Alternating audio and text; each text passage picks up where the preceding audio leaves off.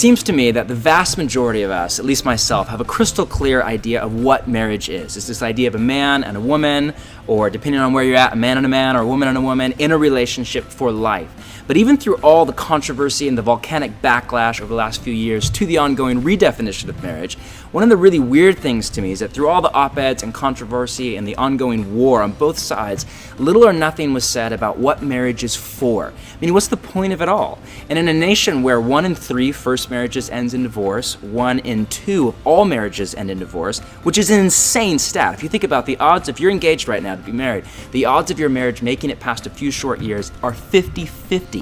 So why in the world would anybody take that risk? I mean, that's a legitimate question. So as we think about this idea of what marriage is for, as a follower of Jesus, my worldview is shaped by Jesus and the biblical authors.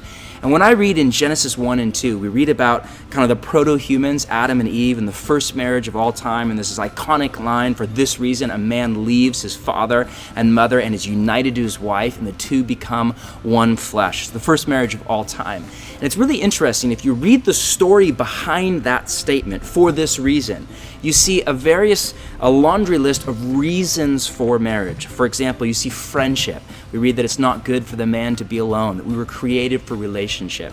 Secondly, you read what I would call gardening. There was this Garden of Eden, this world that was raw and untamed and wild and in need of ruling, of help, of a man and a woman to come together and to rule over it, to make something of it. And it's way too much work for one person. Adam needed help. He needed Eve. He needed a partner to do what God had put in his heart before. So obviously this is core, this is vital to what marriage is all about, a man and a woman coming together around something larger than themselves.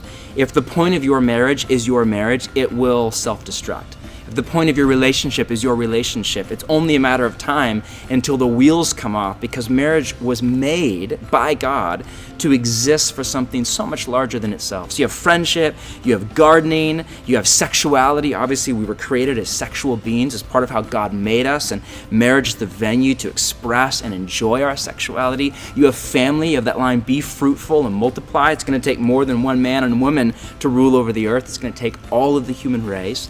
And then we don't live in the Garden of Eden anymore. So in the wake of what we in theology call the fall, this idea of sin and its entrance into the human story, now I think a fifth reason is added for marriage, and that is this whole idea of becoming more like Jesus, becoming more like the image of God, the people that God made us to be, which is one of the best things about marriage. I mean, my wife sees the real me, not the real me that I am now, but the real me that I'm becoming, the man that God made me to be, and she pushes me and pulls me to that end. So she brings out the best in me, and living in close proximity to her, it exposes the worst in me. And this is such a great thing, because it means that I'm in transit. My marriage is a main vehicle for me to get to where God's called me to be. So those are kind of 5 reasons that I see theologically for marriage. The problem is, that's not why most of us get married. Most of us get married to be happy.